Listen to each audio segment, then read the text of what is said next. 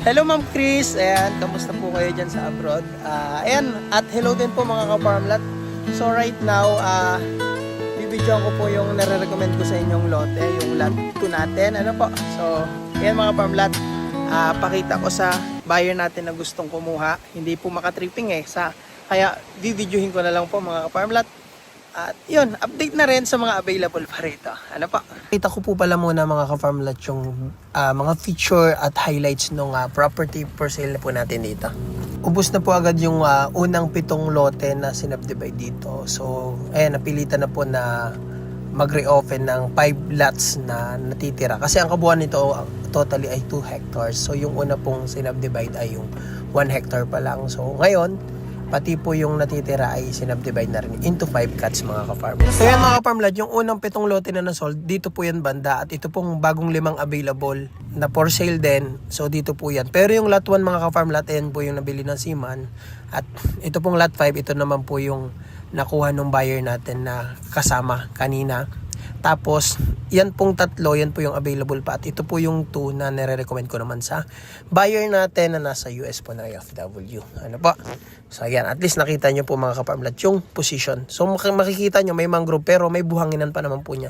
And after mangrove, yan, malapit po kayo dun sa hibasanan. Maganda po dyan maghibasanan at mangilaw sa gabi. Go!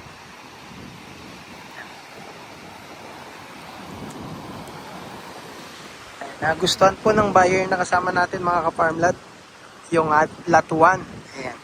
Nagustuhan po nila. Ayan.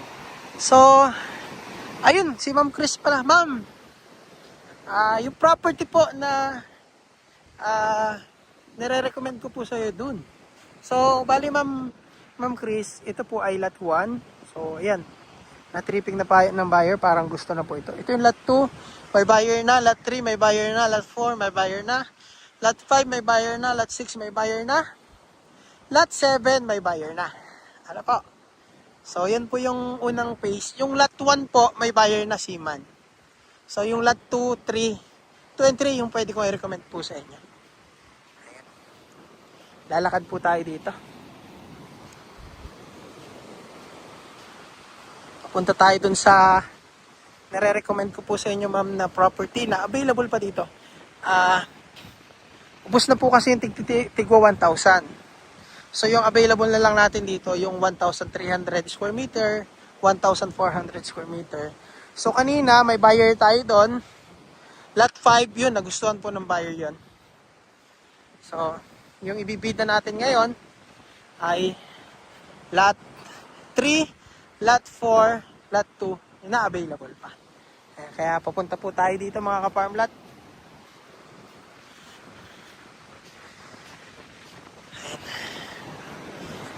So yung buyer po natin nandyan, yung buyer natin ng lot 1 na yun. So yung buyer natin ng lot 5 na may gusto dun sa property na yon ay nandun po sa Sulok Beach. Nag-cottage po sila dun. So kumain kami kanina dun, nilibre tayo ng buyer. Papunta tayo mga ka-farmlat dun sa available lots pa na pang-recommend dun sa buyer natin na OFW from US. Kay Ma'am Chris po. Hello ma'am, shout out po sa'yo. At sila kuya, mamimiwas sila oh. Papunta sila dun. Diyan po mga namimiwas. Nandyan po yung hibasanan na maganda. Ayan.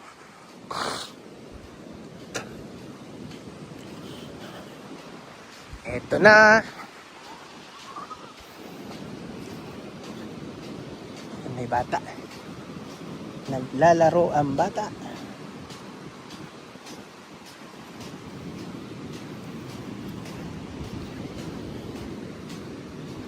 Ayan mga ka-farmlat.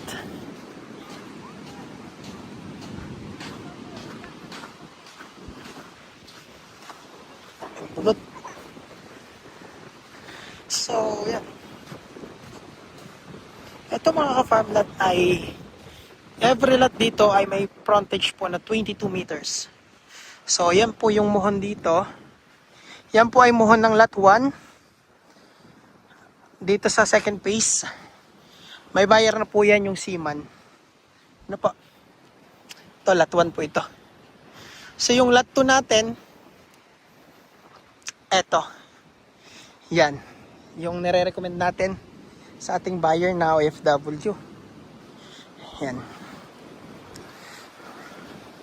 Tapos, open area po siya. Ayan. Tapos, ito po yung lot 3. Ito mga ka-farm lot 2, lot 3, yan, yung lot 4 nandun. So, ayan siya.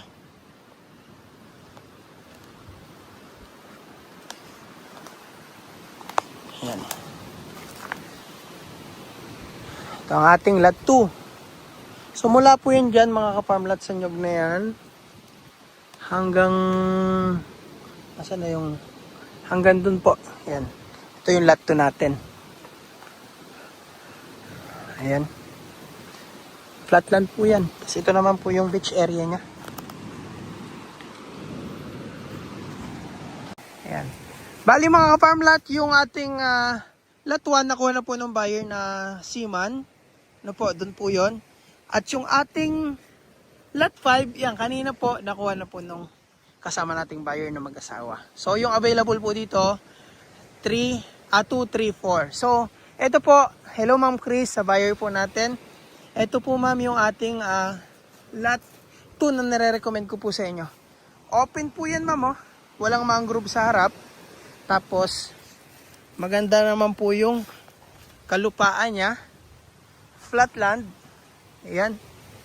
Tapos, yung pagitan natin dito, eto po. Nasa na yung kawayan dito? Ayan. Ayong nilagyan natin tanda. Ayan. Mula po dyan, nilagyan natin ng tanda eh. Ayan. Eto Ma'am Chris. Ayan. So, mula po dito, medyo umbok po yung harap nyo sa dagat, kaya medyo safe po tayo, no? Ayan. Mula po dyan, 22 meters ang frontage hanggang yan. Asan na yung ating tanda dito? Okay. Yun, hanggang dito mga Ma'am Chris. Yan. Mula po dyan sa nyug na to, doon. So 22 meters frontage. Yan. Ayan. So, natatabasan pa lang po dito. Ayan. So, high tide po. Ayan. Pag low tide po, napakaganda niyan. Lalabas po yung shoreline natin na buhanginan. No? So, ito naman po yung bandang likod niya. Ayan. Tapos, ito pong lot 1, yung nakuha ng buyer na Seaman. No, sayang.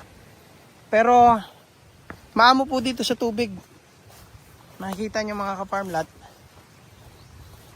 Napakababaw ng hukay. Pero may tubig. Ano po?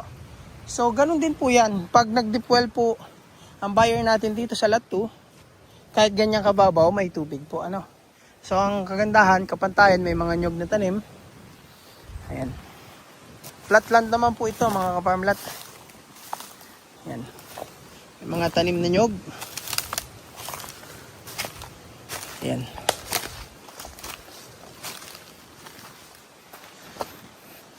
Oops. Ayan. Ito yung lupa dito sa loob. May mga pusngo-pusngo po siyang ganyan. Ayan. Yan. Ito ang ating lot 2. Yan. So yun mga ka-farm lot 3 na po yan. Tsaka lot 4 doon. So yung lot 3 natin, okay rin po siya. Makikita nyo naman yung lot 3. May pwesto ng bahay. Pang loob. Yan. So, natabasan na dito.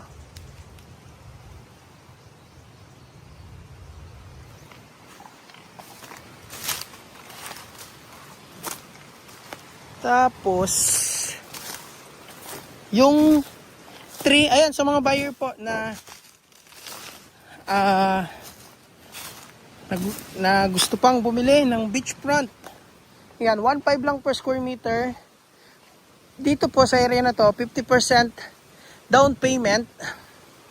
Yung remaining balance po ay installment for 1 year. Ayan. Kaya sa mga buyer dyan na kulang pa yung budget, makaka-accord po kayo dito. Sa available natin, lot 4, lot 3, at yung lot 2. Yan, depende po sa buyer kung magugustuhan sa pag-send ko po nitong video nito. Ano po? Ayan. So ito pong 3 and 4, maganda po yung ambience niya kasi merong open area na. May protekta ka na sa alon kasi may mangrove. May open area ka pang view. Ayan, makikita nyo po. Lot 3 and 4. Yan. Ayan mga ka-farm lot. So ngayon, nasa pagitan tayo ng 2 and 3. So ito mga ka-farm lot, 3 ito. Ito ay 4. 2. Ano po? So, pag nasa 2 ka, ganun din sa 3. Yan. Open area ang 2 natin. No? Wala mangrove sa harap. Ito namang 3, may mangrove sa harap, pero may view po ng dagat.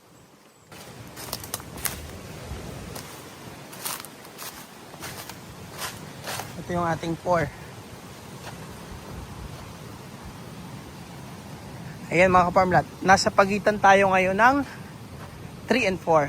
So ito yung 3. Ayan, may open area po siya na view. Nakikita nyo naman. Ayan. Tapos ito yung kalupaan ng 3. No? Basta mga ka-farm lot, yung kalsada ililipat sa likod. No? Ito naman mga ka-farm lot, yung 4. Saka po itong bahay na to. Yan po ang 4 natin. At ito namang 5 natin, sold out na po yan kanina lang. Na tripping na po nung buyer. So, sa online pa lang gustong gusto na. Nasend ko yung property.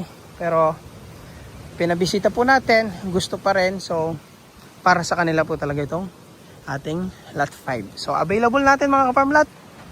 Ito pong lot 4, 3, 4, 3, tapos yung 2. Ayan, depende po ka sa buyer natin kay Ma'am Chris kung magustuhan. And yung 1, sold na po yan.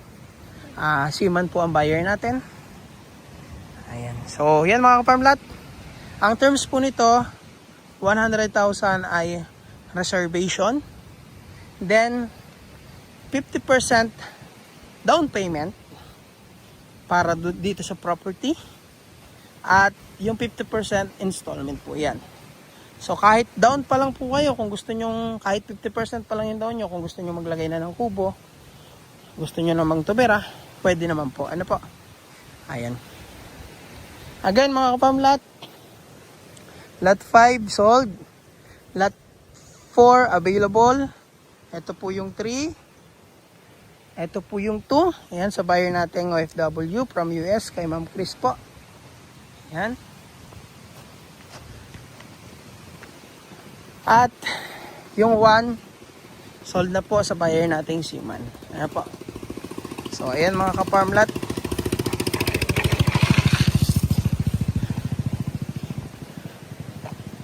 Ayan. Maganda po yung ating natitira pang lote. At ang kagandahan, hindi mo kailangan bayaran agad ng buo. 50% lang. Ayan. Installment for 1 year yung remaining na 50%. Ano po? So, clean title po ito mga ka-farm lot. No encumbrances po. Malinis na malinis yung title natin dito. Ayan. So, ito po, foreigner naman po ang nakakuha nito mga ka-farm lot. Itong ating lot 7. At yun mga ka-farm lot, ibibida ko po pala yung available pa mga ka-farm lot na property, yung ating lot 1. So yan, punta po tayo. So, maliwalas na po dito kasi nalinisan na. Ayan o. So ito yung nakuha ng buyer natin, lot 6. Pinay po, ang asawa po ay foreigner. Ayan. So yung nakakuha naman po ng lot 5 ay buyer po na Pinoy, vlogger po, bata pa. Mga ka-age lang po natin. Tapos, yan. And special thanks po sa buyer natin, lot 5 na kasama natin kanina. Ayan, salamat po sa pagpapakain sa atin. At yun, napakabait po at binigyan pa tayo ng 2,000 na pagsama natin sa tripping. Yan, maraming salamat po sa buyer natin. Appreciated po. So, yun mga kapamlat, maraming salamat po sa mga gusto pong mag-avail. Mayroon pa pong 3 available dyan. So, malaman nyo po kung magustuhan yung lot 2 natin. So, ayan mga kapamlat, maraming salamat and dagsang biyaya po sa inyo lahat.